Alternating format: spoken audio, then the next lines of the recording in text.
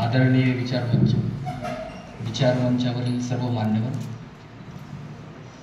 Doctor Babasaheb Ambedkar Marathwada विद्यापीठाच्या लोकशाहीर अण्णाभाऊ साठे अध्यासन केंद्राच्या वतीने अतिशय सुसंस्कारित सेमिनार अरेंज केला आहे. अकॅडमिकच्या दृष्टीने माझ्यासाठी खूप महत्त्वाचा आहे. डॉक्टर वैशाली बोधले मॅडम यांच्या आग्रहाखातर हा पेपर आज मी लिहू शकलो, कारण जेव्हा केव्हा आम्ही मॅडमकडे यायचो भेटायला, साबळे मॅडमकडे, तर मॅडम पहिले प्रश्न विचारायचे तेव्हा पेपर कुठपर्यंत आला म्हणजे त्यांच्या धाकामुळेच हा पेपर होऊ शकला. याच्यात काही चुका होऊ शकतात, असू शकतात, ते दुरुस्त होतील. माझ्या पेपरचा विषय असा आहे की लोकशाहीर अण्णाभाऊ साठे यांच्या पोवाड्यातून प्रकट झालेली संविधानिक मूल्ये. लोकशाहीर अण्णाभाऊ साठे यांनी आपल्या लेखणीच्या माध्यमातून कथा, कादंबरी, लोकनाट्य, पोवाडे असे कितीतरी साहित्य प्रकार आपल्या प्रतिभेच्या बळावर प्रभावीपणे जोपासले आहेत. हे आज सर्वश्रुत आणि सर्वमान्य आहे. असे असले तरी अण्णाभाऊच्या एकूण साहित्याची गोळाबेरीज केली असता एक बाब प्रकर्षाने जाणवते की त्यांचे हे साहित्य जेवढे रसाळ आणि लयबद्ध आहे, तेवढेच वास्तववादी घटकांचे चित्रण करणारे आहे. त्यामुळे त्यांचे साहित्य तळागाळातल्या बहुजनांना, सामान्य कष्टकऱ्यांना, शेतकऱ्यांना आणि दुर्लक्षित घटकांना जेवढे आपले वाटते, तेवढेच राजकीय घटकांना, विचारवंतांना आणि समाजशास्त्रज्ञांनाही विचार करायला लावणारे आहे.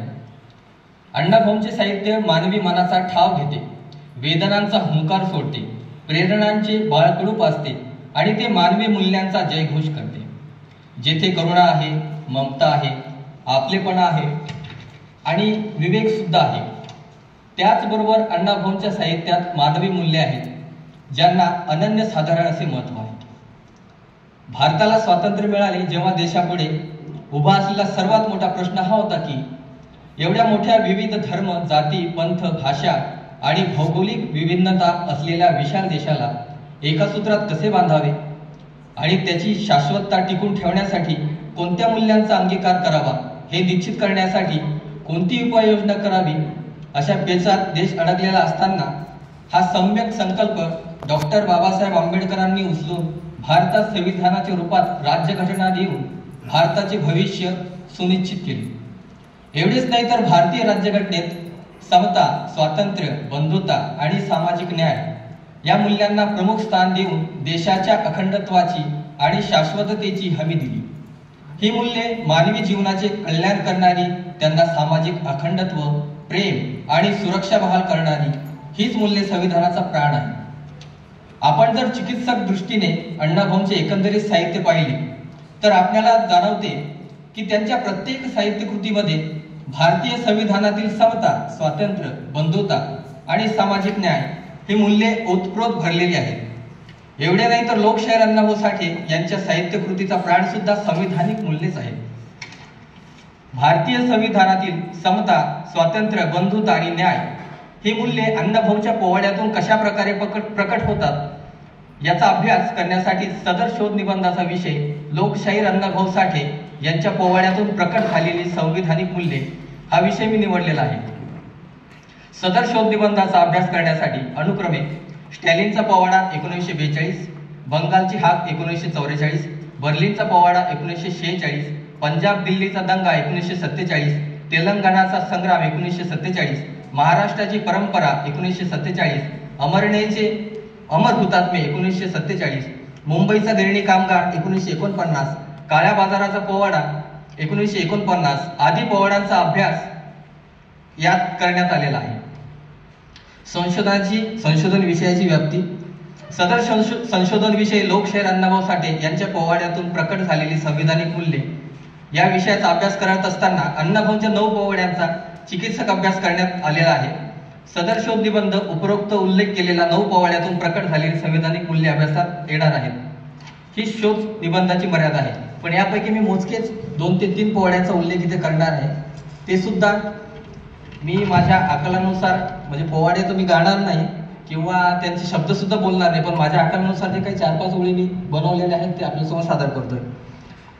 त्यापैकी पहिला एक आहे स्टॅलिनग्राडचा पोवाडा 1942चा. स्टॅलिनग्राडचा पोवाडा. आता थोड्या वेळापूर्वी डॉक्टर संजय मोठ सरांनी सुद्धा या पोवाड्याचा उल्लेख केलेला आहे. पहिला पोवाडा. हा पोवाडा 7 चरणांचा असून हा पोवाडा गायचा असल्याने या पोवाड्यात सुरेख चाली आहे. या 7 चरणांसाठी 7 वेगवेगळ्या चालींचा वापर अण्णाभाऊंनी केला आहे. या पोवाड्यातून अण्णाभाऊ साठे यांनी स्टालिनग्राड या रशियातील महत्त्वाच्या शहरावर झालेल्या हिटलरच्या नाझी आक्रमणाचे वर्णन करण्यात आले आहे. यावेळी हल्ल्याचा बिकट समयी रशियातील जनतेने नाझी आक्रमणाचा कसा धाडसाने व शौर्याने सामना केला, एवढेच नाही तर त्यात महिलांनी कसा हिमतीने लढा दिला व शेवटी नाझी सैन्याचा रशियन एकजुटी पुढे निभाव लागला नाही. स्त्री पुरुष आणि सामाजिक एकतेच्या बळावर हा लढा रशियाने जिंकला. यातून समता स्वातंत्र्यासाठी दिलेला हा लढा स्वातंत्र्याच्या समतेचे महत्त्व अधोरेखित करतो. बंगालची हाक 1944. हा पोवाडा अण्णाभाऊंनी बंगालमधील दुष्काळावर लिहिलेला असून हा पोवाडा इतका भीषण होता की या दुष्काळात हजारो लोक भुकेने मरण पावले.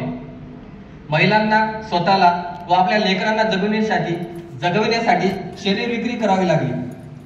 अशा हृदयद्रावक दुष्काळातूनही मानवता शून्य अमानवी व्यवहार करत व्यापारी लोक अन्न, वस्त्र व इतर जीवनावश्यक वस्तूंचा काळाबाजार करत होते. त्यामुळे बंगालमध्ये होणारी उपासमार, वाढती रोगराई हे पाहून अण्णाभाऊंचे संवेदनशील मन हेलावले. मग त्यांनी आपल्या या दुष्काळात सापडलेल्या बंगाली बांधवांसाठी जास्तीत जास्त मदत करण्यासाठी पोवाड्याच्या माध्यमातून आवाहन महाराष्ट्रातील जनतेला केले. या आवाहनामुळे मुंबईतील मोठ्या प्रमाणात मदत बंगालला पाठवण्यात आली. या पोवाड्यातून प्रादेशिक भौगोलिकता झुगारून संविधानिक बंधुता जोपासणाऱ्या मूल्याचे प्रकटीकरण होते. त्यानंतर शेवटचा एक पोवाडा घेतो, मधले 2. महाराष्ट्राची परंपरा. अण्णाभाऊंनी या पोवाड्यातून महाराष्ट्राच्या भौगोलिक, ऐतिहासिक, सांस्कृतिक, राजकीय, भाषिक, साहित्यिक, सामाजिक व क्रांतिकारी परंपरांचे वर्णन केलेले आहे. तसेच विविध क्रांतिकारकांनी महाराष्ट्राच्या ऐतिहासिक जडणघडणीत दिलेल्या योगदानाचा गौरव केला आहे. या पोवाड्यातून महाराष्ट्राच्या विविधतेतून एकता साकारणाऱ्या परंपरा व त्यातून स्वातंत्र्य, समता, बंधुता व सामाजिक न्याय या मूल्यांची जोपासना करण्यासाठी संत ज्ञानेश्वर, महात्मा फुले, छत्रपती शिवाजी महाराज, कान्होजी आंग्रे, उमाजी नाईक, तात्या टोपे, लोकमान्य टिळक, वासुदेव बळवंत फडके, क्रांतिसिंह नाना पाटील या घटकांचे योगदान दिले. अशा क्रांतिकारकाचा गौरव करून स्वातंत्र्य, समता, बंधुता व न्याय या संविधानिक मूल्यांचा गौरव केला आहे. समारोप. अशा प्रकारे अण्णाभाऊ साठेंनी स्टॅलिनचा पोवाडा, बंगालची हाक, बर्लिनचा पोवाडा, पंजाब दिल्लीचा दंगा, तेलंगणाचा संग्राम, महाराष्ट्राची परंपरा, अमळनेरचे अमर हुतात्मे, मुंबईचा गिरणी कामगार, काळ्या बाजाराचा पोवाडा आदी पोवाड्यातून संविधानिक मूल्ये आपल्याला प्रकट होताना दिसतात. धन्यवाद.